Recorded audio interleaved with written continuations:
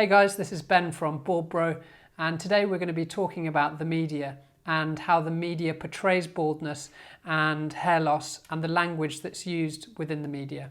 So if you've been following our Instagram account recently, you'll notice that we've been commenting on a post that Ladbible did recently. Now, Ladbible have about 10.3 million followers, I think, and predominantly, I imagine, would be young men. Now, the post that they put out was of a young man looking in the mirror, looking very concerned, looking at his hairline, which was obviously receding. And the caption read something like they've found a cure for baldness, which is amazing because they've been saying they found a cure for baldness for the last 100 years. Turns out I was way off. The Ebers Papyrus, a medical text that dates back to 1550 BC, offers a number of recommended cures for ancient Egyptians suffering from hair loss. Suggestions include a mixture of fats from a hippopotamus, crocodile, tomcat, snake and ibex, porcupine hair boiled in water and applied to the scalp for 4 days, and the leg of a female greyhound sautéed in oil with the hoof of a donkey. Now what's been happening is people have been tagging their mates who are obviously losing their hair. Now that's really difficult for the people who are actually going through a hard time with their hair loss. For it to be highlighted by one of their mates is really crushing.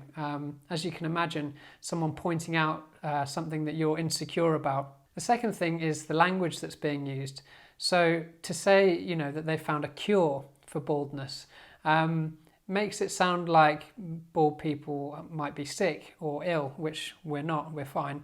But the language that's used is often portrayed negatively. And this is something that doesn't help people's insecurities surrounding hair loss.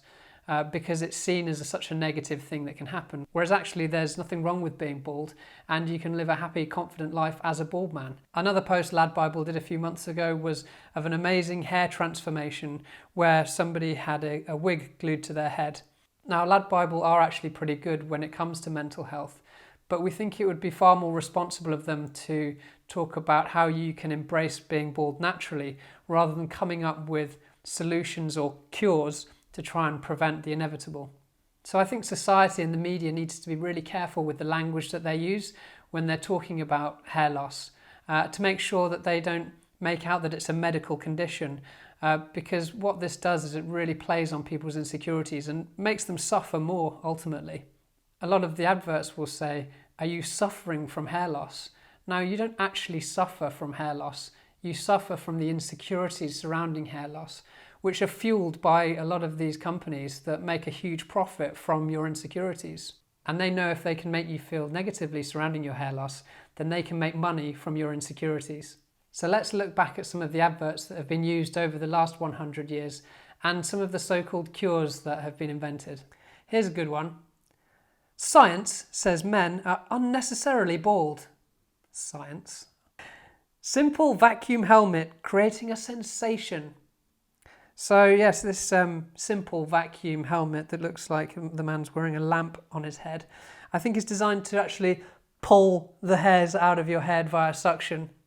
I haven't seen many of these around, so I'm guessing they probably didn't work. Snake oil scalp tonic.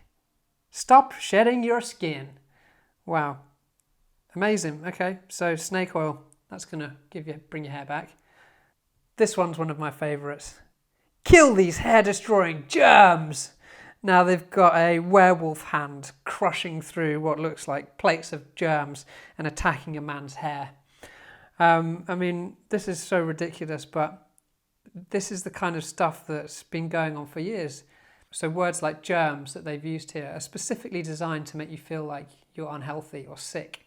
And the imagery that's used is designed to scare you and make you want to take action and buy their product. Here's a good one.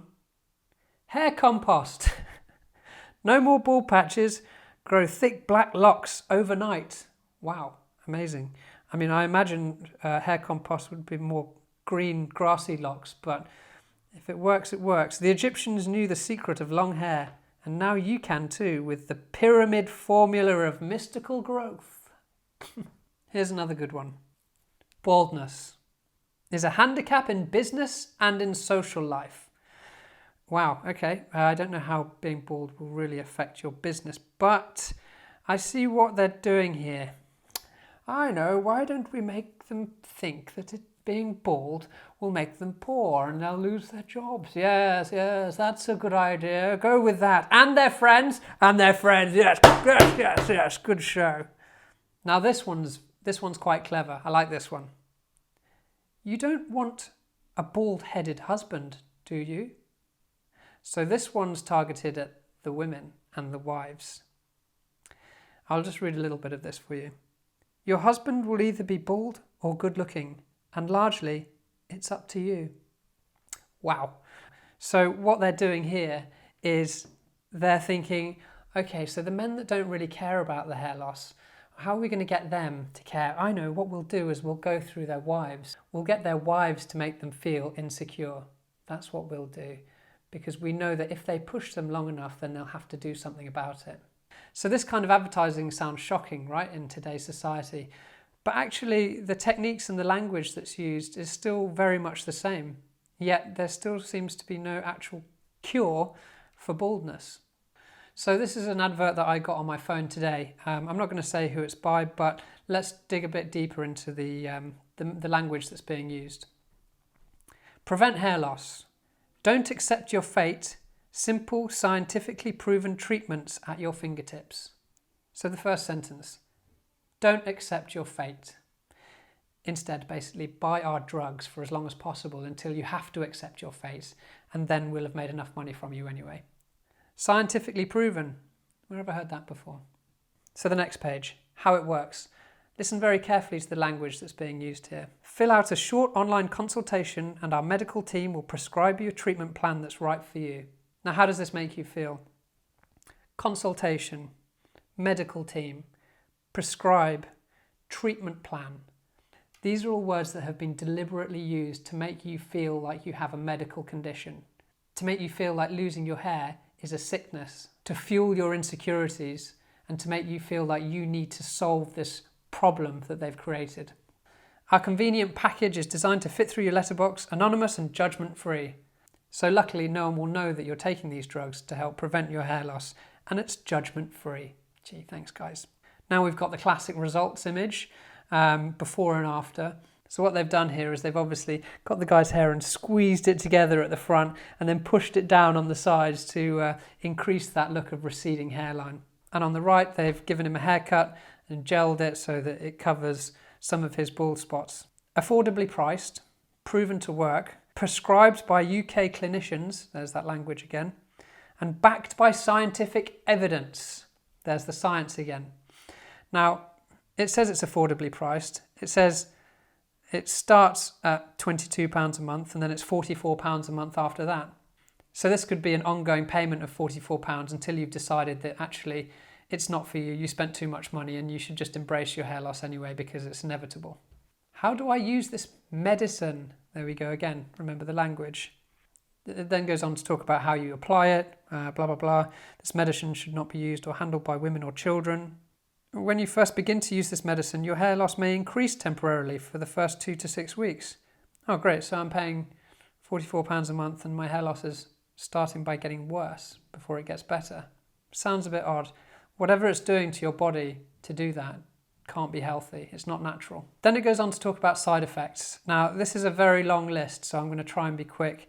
But we've got signs of allergic reaction, swelling of the face, lips, tongues, throats, difficulty swallowing, breathing, changes in breast tissue, swelling, tenderness, discharge from the nipple, chest pain, testicular pain, dizziness, palpitations, swelling of the hands, feet, legs, shortness of breath, sudden, unexplained weight gain, changes such as skin rash and redness where the product is applied. So these side effects will include less desire to have sex, difficulties with erectile function, and decreases the volume of semen released during sex. This is crazy, the amount of side effects that they've listed here. And I'm not saying that everyone's going to experience these, and it might be a really small percentage of people that do, but surely if there's any chance of any of this stuff happening, then it's really not worth it because ultimately you're going to lose your hair anyway. This thing is not going to last forever. Then why would you put yourself at risk from all of these side effects instead of just embracing your baldness, coming to terms with it and becoming the best version of yourself instead of prolonging the inevitable? It finishes by saying, as with any medicine, this medicine does not work for everyone. Some people may not experience improvements in hair growth. If you have no improvement in hair growth after 6 months of use, you should consider speaking to your doctor about stopping the treatment. Yeah, I mean, you definitely should stop taking the treatment if you've been spending £44 a month for 6 months and nothing's happening, but you might be having side effects. So let's go back to the very first image, because this is a line that sticks out for me. Don't accept your fate. Now, I think the complete opposite. I think you should accept your fate. I think you should embrace your fate. I think you should take control and become the best version of yourself that you possibly can without hair. So hopefully you found this video entertaining or engaging, and I think it's a really important subject that's not talked about enough. Men can be quite quiet about their insecurities, but going bald can be really, really difficult, and people can experience a lot of fear and rejection and insecurities surrounding it. And a lot of our followers say that they feel like each hair that they lose, they're losing part of their identity.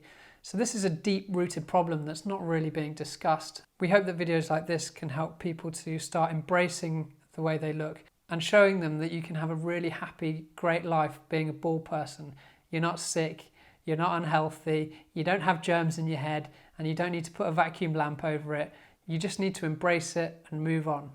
And the sooner that happens, the sooner you can embrace the way you look and become the best version of yourself, which is going to be a bald badass. If you like this video, please share it with any of your friends who might be suffering. Give us a like, subscribe to our channel, check out our Instagram at BLD.BRO, and welcome to the Brotherhood. Thanks for watching. Cheers, guys.